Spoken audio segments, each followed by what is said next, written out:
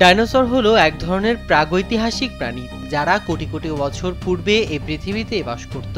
ধারণা করা হচ্ছে প্রায় 23 কোটি বছর আগে ট্রায়াসিক যুগে প্রথম আবির্ভূত হয় ডাইনোসরের এবং 6 কোটি 60 লাখ বছর আগে অর্থাৎ ক্রিটেশিয়াস যুগের শেষে বিলুপ্ত হয়ে যায়। বিজ্ঞানীদের মতে এক বিশাল গ্রহাণুর আঘাতে পৃথিবীর পরিবেশে বড় পরিবর্তন আসায় এদের বিলুপ্তি ঘটে।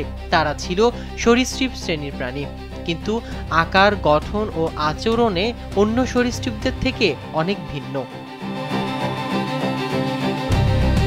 যুক্তরাজ্যের অক্সফোর্ডশায়ারের একটি পাথরের খাদে প্রায় 16 কোটি 60 লাখ বছরের পুরনো ডাইনোসরের পায়ের ছাপের সন্ধান পেয়েছে বিজ্ঞানীরা।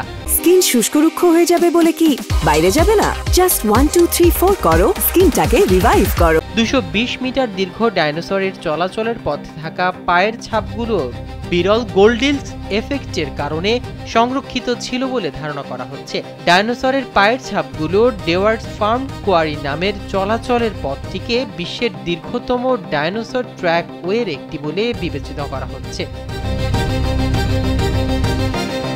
অতীতে বিচরণ করা ডাইনোসরদের জগৎ সম্পর্কে নতুন তথ্য জানার সুযোগ থাকায় যুক্তরাজ্যের বেশ কয়েকটি বিশ্ববিদ্যালয়ের বিজ্ঞানীরা এই আবিষ্কারের জন্য কাজ করছেন। বিজ্ঞানীদের মতে ডাইনোসর নরম কাদার উপর দিয়ে হাঁটার সময় এদের পা গভীরভাবে মাটিতে চাপা পড়েছিল। এরপর গ্রীষ্মমণ্ডলীয় সূর্যের তাপে পৃষ্ঠটি শুকিয়ে শক্ত হয়ে যায় এবং সেখানে পলির নতুন স্তর জমা হয়, যা পরে চুনা পাথরে রূপান্তরিত হয়। ধারণা করা হচ্ছে পায়ের ছাপগুলো সম্ভবত বিশাল 4 পায়ের লম্বা গলাযুক্ত তৃণভোজী ডাইনোসরের। এ ধরনের ডাইনোসর 18 মিটার পর্যন্ত লম্বা হতো এবং মাথা উঁচু করে বিচরণ করত।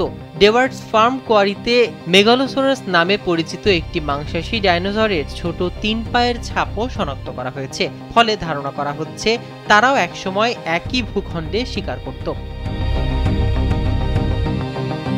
পায়ের ছাপের মাধ্যমে বিজ্ঞানীরা অতীতের প্রাণীদের হাঁটার ধরন সম্পর্কে জানতে পারেন। হাড় ও কঙ্কালের বিপরীতে পায়ের ছাপ জীবনের গতিশীল মুহূর্তকে ধারণ করে।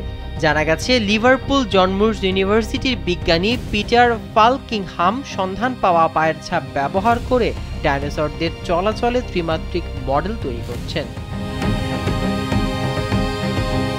মাহমুদুর রহমান সিয়াম, কালবেলা।